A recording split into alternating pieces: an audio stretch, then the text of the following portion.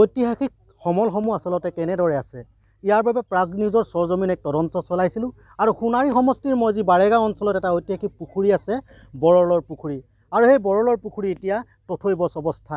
চৰকাৰে বিভিন্ন অভিলাষী আঁচনি গ্ৰহণ কৰিছে, বিভিন্ন সময়ত তেওঁলোকে যিবোৰ ঐতিহাসিক সমল আছে ঐতিহাসিক সমললৈ যাবৰ বাবে বাট পথো নিৰ্মাণ কৰিলে, কিন্তু এই অঞ্চলৰ ৰাইজে কিন্তু সেই বাট পথটো বাদেই এই যি বৰলৰ পুখুৰীটো যি আচলতে সুৰক্ষা যেনেদৰে দিব লাগে তেওঁ আচলতে কেনেধৰণে আচলতে সীমা আচলতে নিৰ্মাণ কৰিব লাগে এই ক্ষেত্ৰত কোনো গুৰুত্ব প্ৰদান নকৰিলে।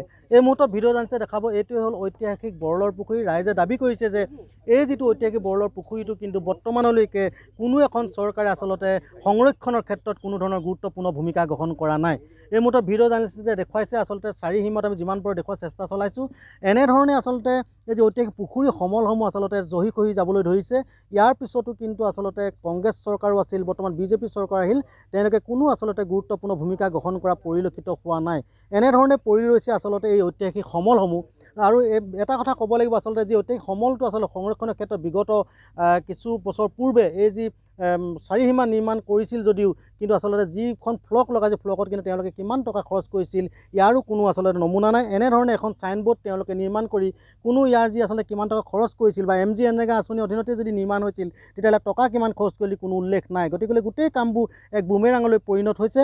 এই অঞ্চলৰ সচেতন ব্যক্তি আছে, মই তেওঁৰ পৰা জানিব বিচাৰিম আচলতে ঐতিহাসিক যিবোৰ সমল আচলতে এইবোৰ আহোম ৰজাৰ দিনৰ পৰা যিবোৰ সমল আছে বৰলৰ পুখুৰী সংৰক্ষণৰ ক্ষেত্ৰত আচলতে প্ৰতিখন চৰকাৰে কয় যে সংৰক্ষণ কৰা হ'ব, ঐতিহাসিক সমল চৰাইদেউত যথেষ্ট আছে, কিন্তু এই যি বৰলৰ পুখুৰীটো এনেধৰণৰ অৱস্থা কি ক'ব? অত্যন্ত লাজ পাইছোঁ বাৰেগাঁওবাসী ৰাইজ হিচাপে। এইটো ঐতিহাসিক বৰলৰ পুখুৰী, ইয়াৰ উন্নয়নৰ যথেষ্ট থল আছে, ইয়াক পৰ্যটন কেন্দ্ৰ হিচাপে গঢ়ি তোলাৰ যথেষ্ট সুবিধা আছে, কিন্তু বিগত ইমান বছৰ আমি সৰুৰ পৰা দেখুৱাইছে ইয়াৰ উন্নয়নৰ কাৰণে কোনো ব্যৱস্থা কৰা হোৱা নাই। এইখন আপোনালোকে ফ্লকখন দেখিলে ইয়াত কিমান টকা আহিছে। MGNৰেগা আঁচনিত কিছুমান আঁচনি ধৰা হৈছিলে যে ইয়াক ধুন্দৰ পাৰ্কৰ ব্যৱস্থা কৰা হ'ব, ইয়াক খনন কাৰ্যৰ জৰিয়তে আমাৰ স্থানীয় যিসমূহ গোট আছে, আত্মসহায়ক গোট আছে, তেওঁলোকক মাছ পুহিবলৈ সুবিধা দিয়া প্ৰদান কৰা হ'ব, নিজৰ আত্মনিৰ্ভৰ হোৱাৰ কিবা এটা সুযোগ প্ৰদান কৰা হ'ব, কিন্তু সকলো ফুটুকা ফেনত পৰিণত হৈছে। গতিকে অত্যন্ত লাজ পাইছোঁ। আজি আপোনালোকে দেখুৱাইছে এই গোটেই সুন্দৰ দৃশ্য আছে, কিন্তু ইয়াত যদি ভাল এখন পাৰ্কিং ব্যৱস্থা কৰা হয় বাৰেগাঁওবাসী ৰাইজ হিচাপে আমি অত্যন্ত আনন্দিত হ'ম। আমি ইয়াত গৌৰৱ কৰিব পাৰিম। হয়, ইয়াৰ দিনতে আমাৰ এতিয়া বৰ্তমান যিখন চৰকাৰ চলি আছে বিজেপি চৰকাৰে যদি কাৰ্যসমূহ হাতত লয় তেতিয়াও আমি অত্যন্ত সুখী হ'ম, কিন্তু এই ক্ষেত্ৰত কোনো এখন চৰকাৰে বিগত বছৰত মনোযোগ দিয়া নাই, যাৰ কাৰণে আজি এই বৰলৰ পুখুৰীটো এনেকুৱা এটা পৰিত্যক্ত অৱস্থাত থাকিবলগীয়া হৈছে। হয়, নিশ্চয় এনেধৰণে আচলতে ঐতিহাসিক বৰলৰ পুখুৰী যি তথৈবচ অৱস্থা আছে, সংৰক্ষণৰ কোনো ব্যৱস্থা নাই।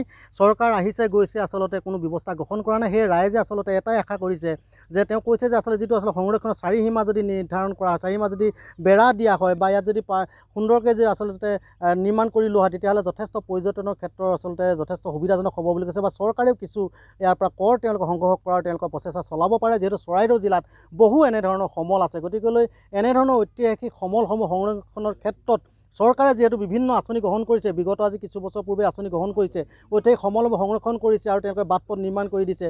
সেয়ে ৰাইজে আহ্বান জনাইছে প্ৰাগ নিউজৰ জৰিয়তে এই ঐতিহাসিক বৰলৰ পুখুৰীটো যাতে তেওঁলোকে আচলতে নিৰ্মাণ কৰি দিয়ে, তেওঁলোকৰ যি ঐতিহাসিক যি স্থলটো আচলতে যে চাৰি বেৰাটো আচলতে নিৰ্ধাৰণ যেতিয়া কৰি দিব তেতিয়া অন্ততঃ ইয়াত বেদখলো নহ'ব বা গোটেই অনুষ্ঠানটো বা এই ঐতিহাসিক পুখুৰীটো তেওঁলোকৰ সংৰক্ষণৰ ক্ষেত্ৰত যথেষ্ট সুবিধা হ'ব বুলি প্ৰাগ নিউজৰ জৰিয়তে আচলতে বিভাগীয় কৰ্তৃপক্ষক আহ্বান জনাইছে। হয়।